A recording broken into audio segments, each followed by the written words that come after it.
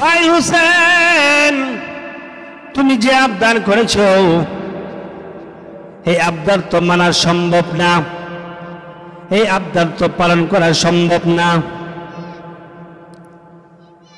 ইমাম হুসেন ডাক দিয়ে বলেন, নানু ভাই, তুমি যদি আমার কথা না শোনো, আমার আবদার, আমার রিকোয়েস্ট যদি না মানো, আমিও কথা দিলাম আমি তোমার সাথে আর জীবনও কথা বলবো না। হুসেন চলে আসলেন। চলে আসার পরে একদিন চলে যায়, 2 দিন চলে যায়, 3 দিন চলে যায়। আল্লাহর নবীর সাথে হুসেন সাক্ষাৎ করার জন্য যাই না, আল্লাহর নবীর সাথে কথাও তিনি বলেন না।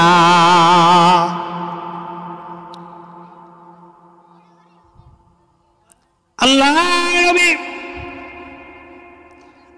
নবী মায়ার নবী রাসূলে আরবী সাইয়্যিদুল মুরসালিন রাহমাতাল লিল আলামিন দয়াল নবীজি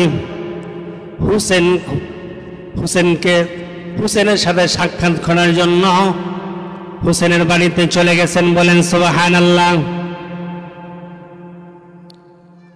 আল্লাহ নবী ডাক দিয়ে বলেন, ভাই হুসেন, তুমি আমার কাছে যাও না কেন? তুমি আমার কাছে যাও না কেন? তুমি আমার সাথে কথা কেন বলো না? আমার সাথে তুমি কথা কেন বলো না?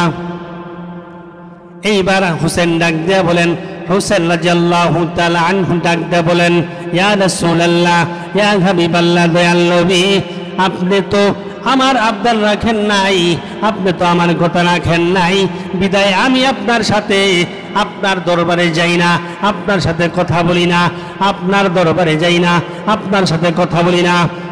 ও নানু ভাই, আপনি যদি আমার কথা রাখেন তাহলে আমি আপনার কাছে যাব, আপনার দরবারে যাব, আপনার সাথে কথা বলবো।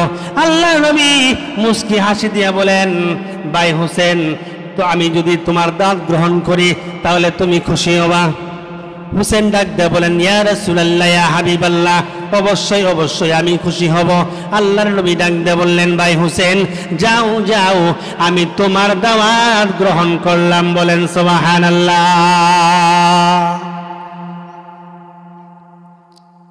আচ্ছা, আপনারাই বলেন, আমার দয়াল নবীর বন্ধুকে বলেন না একটু? আমার দয়াল নবীর বন্ধুকে আমার আল্লাহর নিজে, কথা বলেন ঠিক না বেঠি? আর একটু জোরে বলেন ঠিক না বেঠি? আপনারা কি ঘুম পাড়তেছেন নাকি? বক্তার সাথে যদি একটু কথাবার্তা না করেন, একটু সুবহানাল্লাহ জোরে না বলেন, তো আলহামদুলিল্লাহ যদি জোরে না বলেন, বক্তার তো ওয়াজ উঠবো না ভাই, মৌলানার ওয়াজ উঠবো না। যত বড় আলেম নিয়ে আসেন, আলোচনা উঠবে না। বক্তার মুখের দিকে তাকিয়ে তাকিয়ে যদি কেউ ওয়াজ শুনে, হাদিস শরীফের মধ্যে আসেন, আল্লাহ রাব্বুল আলামিন তার সগীরা গুনাহগুলো মাফ করে দিবেন। বলেন সুবহানাল্লাহ। তাহলে কি লাভ না ক্ষতি? একটু জোরে বলেন, লাভ না ক্ষতি? আর একবার আলহামদুলিল্লাহ পড়বেন, হাদিস শরীফ, হাদিসের আলোচনা শুনে, কোরআনের আলোচনা শুনে একবার জোরে যদি আলহামদুলিল্লাহ পড়েন, একবার যদি সুবহানাল্লাহ পড়েন, হাদিস শরীফের মধ্যে আসে একবার আলহামদুলিল্লাহ পড়ার কারণে আল্লাহ পাক রব্বুল আলামিন জান্নাতের মধ্যে আপনার জন্য 10টা নিয়ামত দান করবেন। বলেন সুবহানাল্লাহ। সুবহানাল্লাহ যদি পড়েন, সকলে মহাব্বতে যদি পড়েন, রাসূলকে খুশি করার জন্য, আল্লাহকে খুশি করার জন্য যদি পড়েন, হাদিস শরীফের মধ্যে আসেন, আপনার আমার জন্য জান্নাতের ভিতরে একটি ফলের গাছ তৈরি করবেন। বলেন সুবহানাল্লাহ। সেই ফলটা আপনার জন্য আপনার জান্নাতের মধ্যে চিরদিন আপনাকে ফল খিলাবে। বলেন সুবহানাল্লাহ। তা লাভ না ক্ষতি?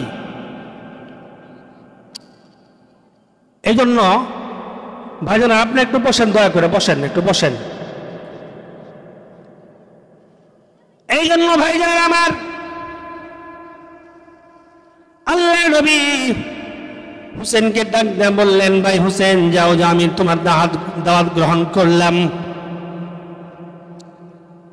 এবার হুসেন চিৎকার দিছেন, হায় হায়, আমার নানু ভাইয়ের বন্ধুকে। হুসেন কি জানে না?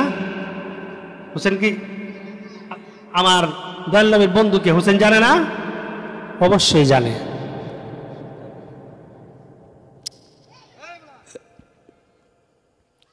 জান্নাত যুবকদের সর্দার হযরত ইমাম হোসেন ডাক দিয়ে বললেন, ইয়া রাসূলুল্লাহ, ইয়া হাবিবাল্লাহ, নবী গো, আমি খুশি মানে আমার মতো খুশি বর্তমানে পৃথিবীর মধ্যে আর কেউ নাই। বলেন সুবহানাল্লাহ। এইবার আল্লাহর নবী, মায়ার নবী, উম্মতের দরদি নবী, সাইয়্যিদুল মুরসালিন, রাহমাতাল লিল আলামিন, দয়াল নবী ডাক দিয়ে বলেন, ভাই হোসেন, ও হোসেন, তুমি যে আমার বন্ধুকে দাওয়াত করবে, ভাই হোসেন, আমার মুখ দিয়ে আমি দাওয়াত করব না। ও হোসেন, তোমার মুখ দিয়াই আমার বন্ধুকে দাওয়াত কইরা আসতে হবে। জোরে বলেন সুবহানাল্লাহ। লা ইলাহা, হ্যাঁ জোরে লা ইলাহা, লা ইলাহা, লা জোরে লা ইলাহা, লা লা ইলাহা, লা ইলাহা ইল্লাল্লাহু মুহাম্মাদুর রাসূলুল্লাহ। পানের ভাইয়েরা আমার, এইবার আমার দয়াল নবী, মায়ার নবী, রাসূল আরবি, সাইয়্যিদুল মুরসালিন, রাহমাতাল লিল আলামিন ডাক দিয়ে বলেন, ভাই হোসেন, তোমার মুখ দিয়ে দাওয়াত করতে হবে। এইবার আল্লাহর নবীর কলিজার টুকরা নাতি হোসেন ডাক দিয়ে বলে, ইয়া রাসূলুল্লাহ, ইয়া হাবিবাল্লাহ, নবী গো, দাওয়াত করার জন্য আমার কোথায় যাইতে হবে? আল্লাহর নবী ডাক দিয়ে বলেন, ভাই হোসেন, আগামীকাল তুমি দুপুরের পরে আমার দরবার শরীফে আসবা। আমার দরবার শরীফ থেকে আমি তোমাকে আমার বন্ধুর কাছে নিয়ে যাব। জোরে বলেন সুবহানাল্লাহ। ভাই আমার, নামাজ, রোজা, হজ, যাকাত, দান, খয়রাত, যত ইবাদত রয়েছেন সকল ইবাদত গুলো করলেন, আপনার অন্তরে যদি আল্লাহর প্রেম না থাকে, রাসূলের প্রেম না থাকে, আপন মুর্শিদের প্রেম যদি না থাকে, ওই সমস্ত আমলগুলো আল্লাহর দরবারে কবুল হবে কিনা?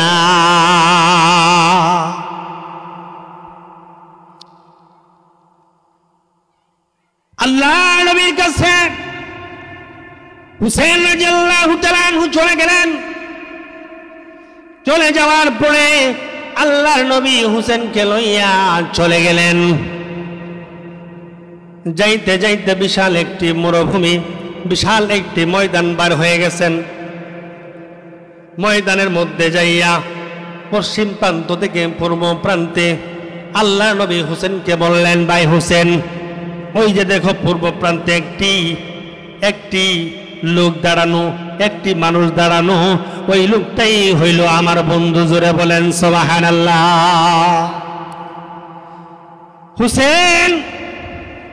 হুসেনকে আল্লাহর নবী দেখানোর সাথে সাথে হুসেন একটি দৌড় দিছেন। এক দৌড়ে যাইয়া ওই লোকটার পিছনে তাকাই, লোকটার পিছনে দাঁড়াইছেন। দাঁড়াইয়া শাহাদাত আঙ্গুল দিয়া পিঠের মধ্যে আপনার আঘাত করছেন। পিঠের মধ্যে আঘাত করার পরে ওই লোকটা হুসেনের দিকে তাকাইছেন। তাকানোর পরে হুসেন দেখতে পায় আমার নবীর চেহারা। আমার নবীর চেহারা, আমার নানু ভাই দাঁড়ায় আছেন। পশ্চিম দিকে তাকাইছেন, পশ্চিম দিকেও আমার নানু ভাই দাঁড়ায় আছেন। ও আপনার পশ্চিম প্রান্ত আমার নানু ভাই, পূর্ব প্রান্ত আমার নানু ভাই। এইবার হুসেন বিশাল একটি চিন্তিত পড়ে গেছেন। পূর্ব প্রান্ত আমার নানু, পশ্চিম প্রান্ত আমার নানু। জোরে বলেন সুবহানাল্লাহ। এখানে কি বুঝেন? পশ্চিম প্রান্ত আমার নানু ভাই, পূর্ব প্রান্ত আমার নানু ভাই। পশ্চিম প্রান্ত আমার নানু ভাই দেখা যায়, আবার আপনার পূর্ব প্রান্ত আমার নানু ভাই দেখা যায়। এইখানেও আমার নানু, ওইখানেও আমার নানু। আপনার এই জায়গায় আমার রাসূল, ওই জায়গায় আমার রাসূল। এই জায়গায় আমার নবী, ওই জায়গায় আমার নবী।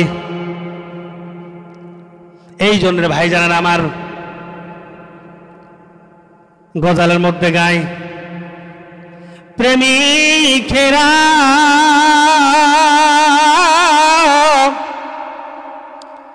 দিশেহারা মরণের ভয় করে না প্রেম তো মরে না। সবাই বলেন আমার সাথে, প্রেমিকেরা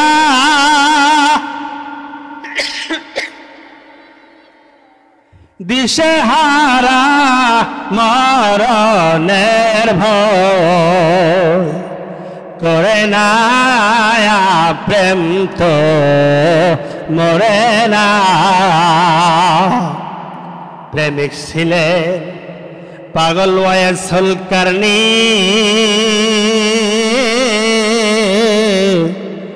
তার প্রেমেতে দয়াল নবী গো। প্রেমিকেরা দিশেহারা মরণের ভয় করে না প্রেম তো মরে না। আল্লাহুম্মা সাল্লি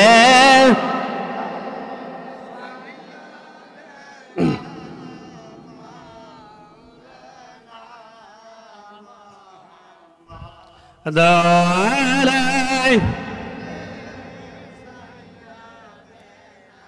আমাও حماد اللهم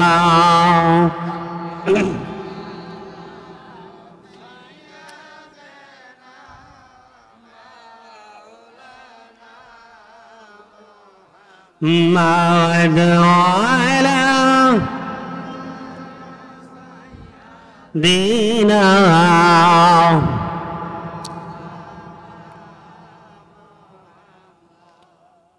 ভাইজানেরা আমার, এই জন্যই বলা হয় ভাই আল্লাহর রাসূলকে মুহাব্বত করতে হবে, রাসূলকে ভালোবাসতে হবে। কথা বলেন ঠিক না ঠিক? কেমন ভালোবাসতে হবে? হযরত ওমরকে জিজ্ঞেস করলেন, হযরত ওমরকে আমার নবী ডাক দিয়ে বললেন, ও ওমর, তুমি আমাকে কিরকম মহাব্বত করো? হযরত ওমর বললেন, ইয়া রাসূলুল্লাহ, ইয়া হাবিবাল্লাহ, আমার অর্থ সম্পত্তি যা কিছু রয়েছেন তার চেয়ে আমি আপনাকে বেশি মহাব্বত করি। আল্লাহ নবী আজ্ঞা বললেন, আল্লাহ নবী ডাক দিয়ে বললেন, ওমর, এখনো তুমি পরিপূর্ণ ইমানদার হতে পারো নাই। এইবার হযরত ওমর আবার বললেন, ও দয়াল নবী, আমি আমার স্ত্রী সন্তানের চেয়ে আপনাকে বেশি মহাব্বত করি। আল্লাহ নবী ডাক দিয়ে বললেন, ও ওমর, এখনো তুমি পরিপূর্ণ ইমানদার হতে পারো নাই। এইবার আবার জিজ্ঞেস করলেন, ও ওমর, তুমি আমাকে কেমন মহাব্বত করো? এইবার হযরত ওমর ডাক দিয়ে বললেন, ইয়া রাসূলুল্লাহ, ইয়া হাবিবাল্লাহ, নবী গো, আমি আমার জীবন, আমার সম্পদ, আমার স্ত্রী সন্তান, পৃথিবীর মধ্যে যা কিছু রয়েছেন সবচেয়ে আমি আপনাকে বেশি মহাব্বত করি। এইবার আল্লাহ নবী বললেন, ওমর, এবার তুমি পরিপূর্ণ ইমানদার হয়ে গেলা। পানি খাওয়াই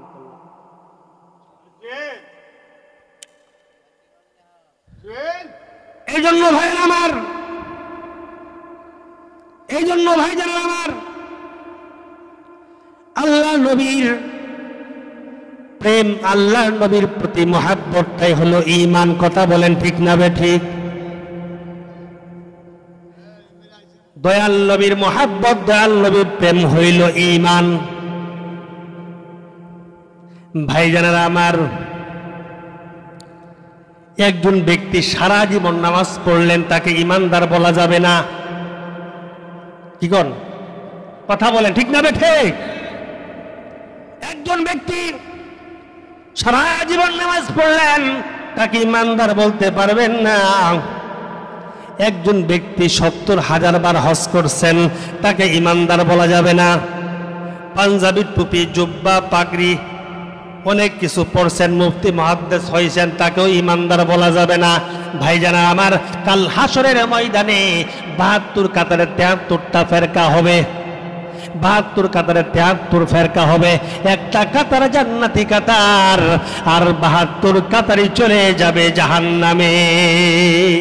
একটা কাতার শুধু জান্নাতি কাতার, একটা কাতার কয়টা? জুড়ে বলেন কয়টা? এই কাতারটা কারা? এই কাতারটা কারা ভাই আমার? এই কাতারটা হইল আল্লাহর ওলিদের কাতার। বলেন না সুবহানাল্লাহ। আল্লাহর ওলিদের কাতারটাই জান্নাতে যাবে, আর বাকি সমস্ত দলগুলো ওয়াহাবি সুন্নি শিয়া, আপনার ওয়াহাবি শিয়া এবং আপনি কত রকমের বর্তমান ইসলাম ধর্মের মধ্যে বাগ বাগ আছেন, সমস্ত কাতারগুলো চলে যাবে জাহান্নামে। একটা কাতার জান্নাতে চলে যাবে, সেই কাতারটা হলো সুন্নি কাতার। সুন্নি কাতার আল্লাহর ওলিদের কাতার। আল্লাহর ওলিদেরকে যারা মুহাব্বত করেছেন, আল্লাহর ওলিদেরকে যারা ভালোবাসেছেন, ওই কাতারটাই চলে যাবে জান্নাতে। জুড়ে বলেন আল্লাহু আকবার।